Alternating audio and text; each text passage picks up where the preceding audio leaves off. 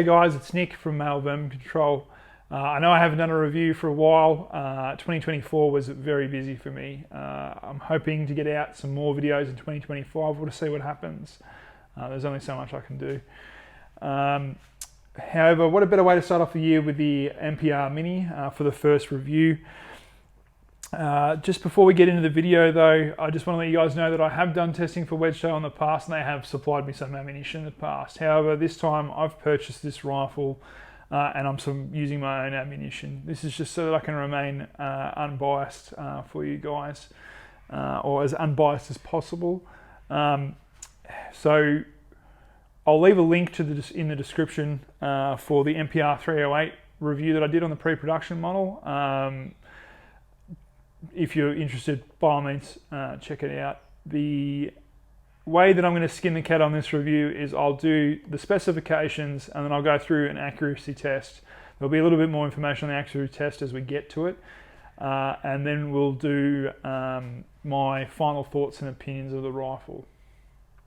The weight of the rifle is about 2.8 kilos, which is really quite light. That's obviously with nothing on it, fresh out of the box.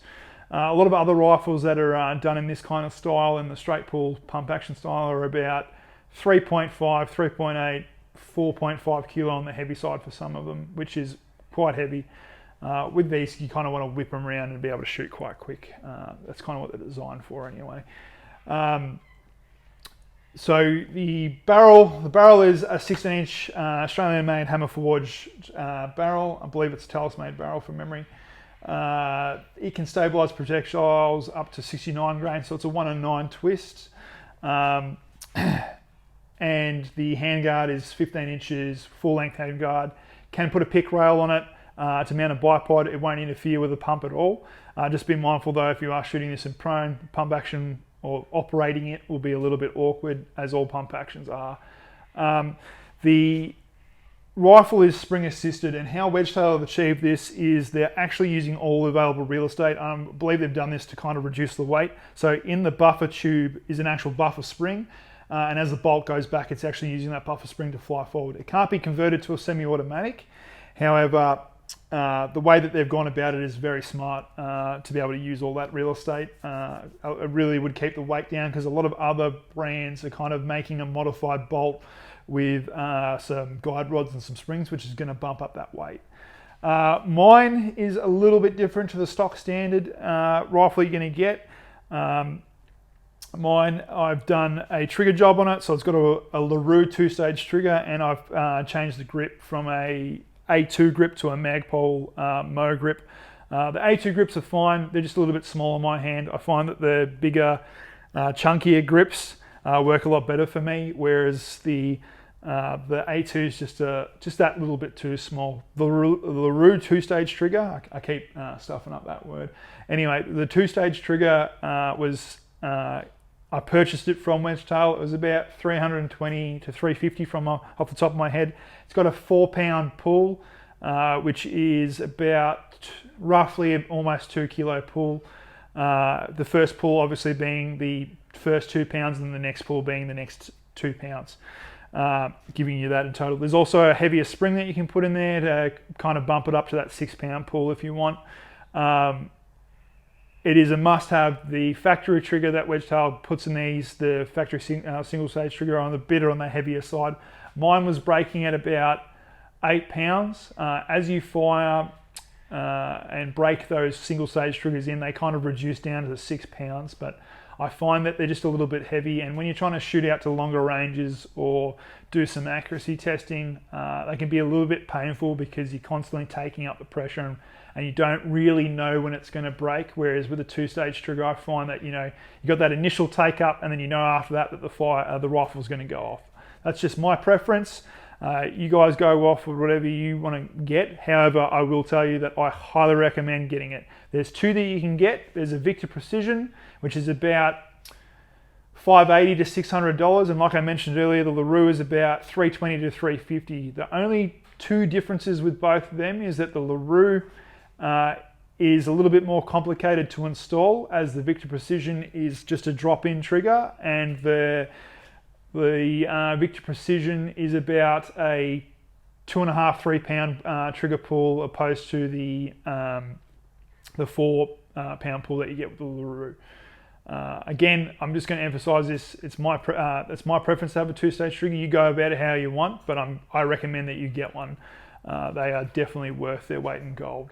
To finish off the specs, and I failed to mention this earlier, it is fitted with an A2 muzzle brake. The muzzle brake is a birdcage design and it mainly is used for flash suppression. They do work pretty well. The total length of the rifle with the stock fully collapsed is 825mm. And it comes from the factory with Magpul CTR stock. The CTR stock has 2 QD points to be able to mount a sling. Just be mindful, if you do wish to mount a sling, you're going to need to get a front sling mount, whether it be an M-LOK one or a PIC one. I'm just running a PIC one at the moment. If you do decide to operate a M-LOK one, just be mindful that it doesn't interrupt the slide at all, so you're probably going to have to mount it a little bit further forward. The fit and finish, or the finish for this rifle, is a hard anodized black Cerakote, which looks really nice. However, I have seen on Wedgetail's page that they may be offering an FDE or an OD green. That might be through a different company. However, just watch their space. If you do look at potentially getting a different color, just hit them up either in the email or just watch their Instagram, and they'll be able to point you in the right direction if you wish to change it up again. But the black does look quite nice. However, I have been thinking about getting the OD green because that looks bloody sick. Now, the elephant in the room. Is this compliant in New South Wales, or can you own this in New South Wales? No, you can't. I know Wedgetail are currently working on a modified version of this to get through the appearance laws. I don't know what that looks like at this point in time. Don't ask me about it because I personally don't know. But I do know they're trying to work on a solution at the moment. And just for your awareness as well, the other states that you can't get this is Tasmania and Canberra. Now, moving on to the accuracy test. Now, I'm going to do my accuracy test a little bit different to how everybody else does it. What I'll do is I'll shoot a 3-round group with the ammunition that I found works best for me, just to show you this is what it can do. And then later on, I'll do another video with multiple batches of different ammunition, and I'll go out and test 3 to 5 round groups, and then I'll put that up later. It's just to show you that this is the best group that I got. Now, when I say that though, I implore every other shooter or any other shooter that does purchase their own rifle to go out and do these ammunition tests themselves. The reason why I say that is because every rifle doesn't come out the factory 100% the same. Your barrel might be slightly different to my barrel, so therefore the groups that you're going to get might be a little bit larger with certain types of ammunition. So the way I do it is just designed to get you in the ballpark. This works good for me, so it might work good for you. However, do your own testing. Again, it's just to get you in the ballpark so that you can get out and get shooting quicker. With that being said, let's move on to the accuracy test.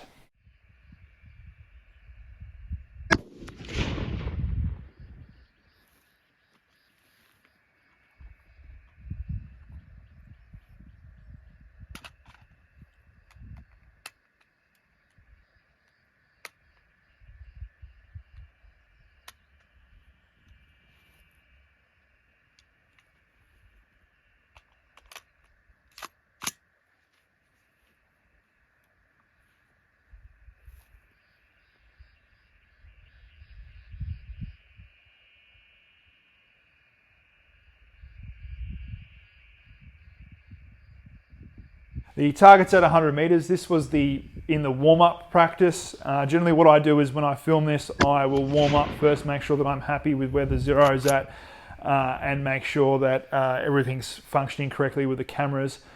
So I shot the first round and I was like, I'm pretty happy with where that landed, so we'll just crack on with another 2 rounds. So I bombed up the magazine, and then we ended up getting a group of 0.36 inches, which is in that sub-MOA realm, which is a nice tight group. I was very impressed by this. Moving on to my final thoughts on the rifle. So one of the big key differences between the MPR 308 and the MPR Mini is the fact that the rifle's shorter. And what I mean by this is, you would have seen this in one of my older videos or on Instagram of how I was operating the MPR 308. So the rifle's currently clear at the moment.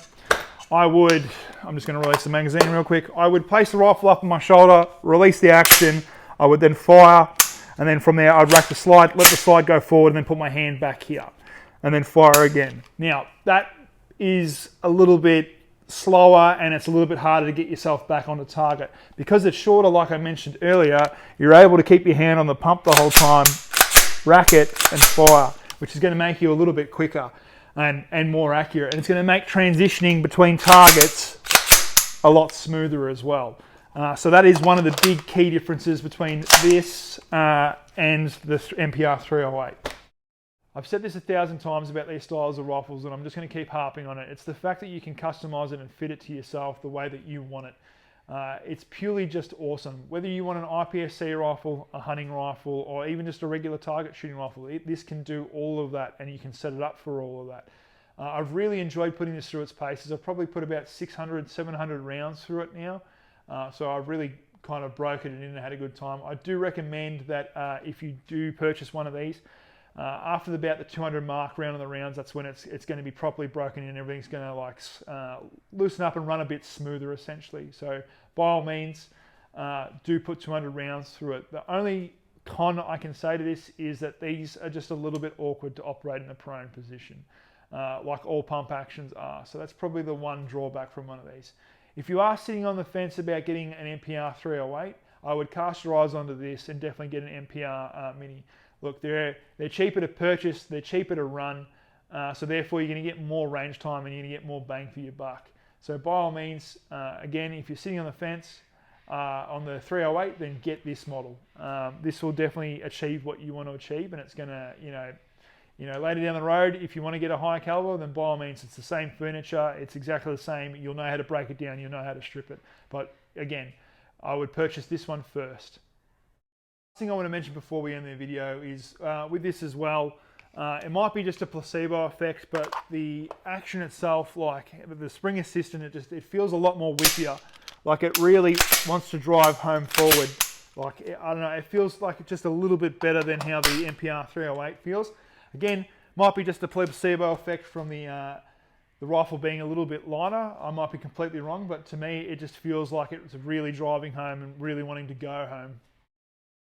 So that wraps it up for the MPR Mini. Please like, share, subscribe to the channel. I'll leave a link in the description for Wedgetail's website. I'll also leave a link in my Instagram. I produce probably more content on that just because of the way it is. It's a little bit easier to get content out on Instagram than it is for me posting multiple YouTube videos. But if you're interested in watching any more of my stuff, go on Instagram and share this content around. Appreciate it.